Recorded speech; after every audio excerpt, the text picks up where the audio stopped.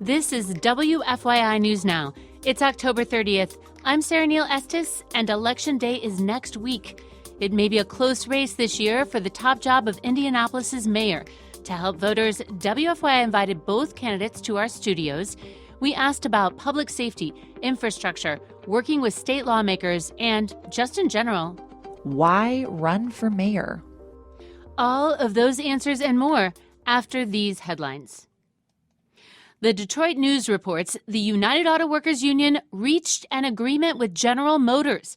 It now has tentative agreements with all three Detroit automakers. The first UAW deal came last week with Ford, and the second with Stellantis this weekend. Announcing the tentative Stellantis deal, UAW Vice President Rich Boyer said the agreement included a 25% wage increase over the life of the contract, meaning workers could earn top wages of more than $40 an hour. UAW members at Stellantis will receive more in straight general wages over the next 4.5 years than we have over the last 22 years combined. Indiana workers broadly supported the strike, though there were no walk-offs in Indiana. Stellantis did lay off hundreds of workers at two of its plants in Kokomo because production stopped at plants in other states. We will have more information on the GM deal today as soon as we can confirm details. They will be on our website. Former Vice President and former Indiana Governor Mike Pence ended his bid for the Republican presidential nomination. Pence struggled to raise money and gain traction with voters. He said in his announcement, "This is not my time." Pence is the first major candidate to leave that race. One person died and 9 are injured after a shooting at an Indianapolis house party this weekend. The victims range in age from 16 to 22. The Indianapolis Metropolitan Police Department says several people were detained, but no arrests were made at the time of this report. Indianapolis Mayor Joe Hogsett issued a statement on the shootings, saying, quote, "There are too many guns in the hands of those who have no business having them." His opponent in this year's mayoral race, Republican candidate Jefferson Shreve, criticized Hogsett in a social media post and said it is time for a change. The candidates have sparred over violence and other issues in the race, and they both joined us in WFYI studios to talk about their positions. We have those full answers on our website. But here for the podcast, WFYI's city government reporter Jill Sheridan and our policy editor Emily Seiberg are here to talk about those conversations. Emily Seiberg starts us off. Jill, you spoke with both candidates here in our studios last month. That's right. Both candidates were here on different days to answer questions about the same topics. Now, I asked them about priority issues that have come up during the campaign and through my own reporting. And you can hear and read much more from those conversations on our website, WFYI.org. Right now, we're going to focus on some of their responses. Your first question was really straightforward. It was, why run for mayor? What did they tell you? Jefferson Shreve said for him, it was a simple decision to run. It's a time in the life of my hometown when I'm convinced that we need change, and I aim to bring it. When Hogsett announced he would run for a third term about a year ago, some people had questions because he had said he only wanted to serve 2 terms. He says the pandemic changed that. Had it not been for the pandemic and some of the delays, fortunately, Indianapolis, nothing was denied, but a lot of things were delayed. And I guess the best way to describe why I seek a third term is I want to finish the job. You spoke with the candidates about high-interest issues, and that includes public safety. Both candidates have focused a lot of campaign attention on crime, policing, and the justice system. That's right. We've heard a lot about any number of themes revolving around crime, from a dangerous downtown to a lack of police officers and a need to address more root causes of violence. And criminal homicide numbers in Indianapolis fluctuated over the past several years. Mm-hmm. Indianapolis, like other metros, experienced a record number of homicides following the pandemic. In 2021, the city recorded 250 criminal homicides. Now, those numbers have ticked down since, but are still trending higher than pre-pandemic. Shreve focused on the need for more law enforcement. We need enough police on the streets because we're in this sort of just reactive staffing level where they can respond to the violence, but there's no ability to be community-facing, proactive, in front of neighborhood associations, listening, getting ahead of some of the challenges that we have here. The Indianapolis Metropolitan Police Department has worked to hire more police officers for years. Last year, they bumped up pay and included a sign-on bonus in an effort to improve their recruitment.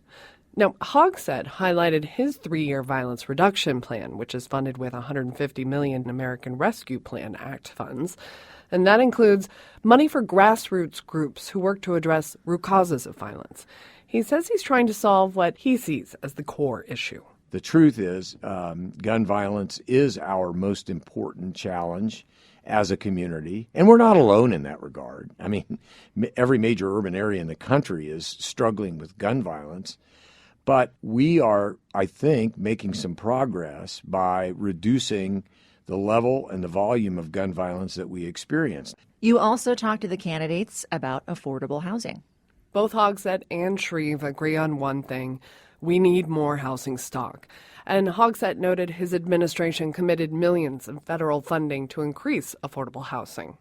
We've made historic investments over the course of the pandemic period in making more units of affordable housing available for more residents of our city.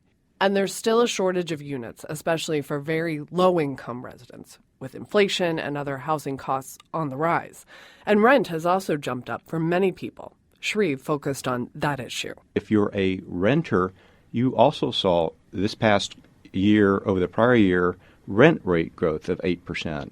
And so the cost of housing, whether you own it or you're paying for it by the month, is growing more quickly than your income is.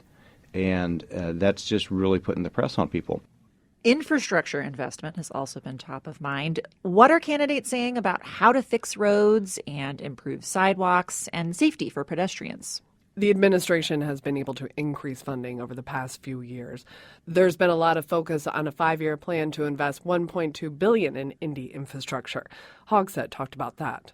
It does go disproportionately to our major thoroughfares because those are the roads that are used the most and the most densely traveled.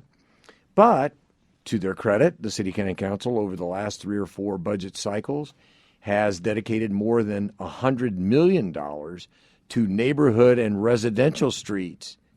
Shreve points out growing counties in central Indiana are feeling the impact of inequitable state funding for road improvements. We, Marion County, cannot do this, cannot get there on our own. This mayor will work with the mayoral leadership in our donut counties to advocate vigorously with the General Assembly for some rationalized formula for funding our infrastructure. So working with state lawmakers and avoiding pushback from the State House can be tricky. How do candidates say that work is going? Well, Hogsett says progress is already happening. He points to a law passed in the most recent legislative session that changes a piece of the state funding formula to benefit road improvements in Indianapolis. That's a signal that even the Indiana General Assembly, which has historically been overwhelmed by this tripwire of the rural versus urban divide, I think that there's been a warming of those relationships. Shreve agrees that state and local governments can and should work together better. But if a Democratic majority continues at the city-county building, it's possible the Republican majority at the State House will continue to find faults in other measures. Between bus rapid transit lines, tenant rights, no right turn on red, we've seen that several times in the past few years. So what does Jefferson Shreve say we should do to work better with lawmakers? Well, he says he is well positioned to work with a Republican majority, and with his history on the council, work across the aisle locally as well. I think I'm going to be able to persuade some that this agenda just makes sense. And if you'll work with me, we're gonna lift our region hand in hand, county, council, and state. Marion County voters will choose between the candidates Election Day, Tuesday, November 7th. Thanks, Jill. And again, a reminder to listeners, the answers we shared here are part of a longer conversation and interviews with both candidates, and you can find those at WFYI.org. That's WFYI News Now for today, produced by the following people who live in your community: Darian Benson, Kendall Antron, Abriana Heron, and me, Sarah Neal Estes. We hope you will subscribe and share and find us wherever you get your podcasts. Thank you for listening.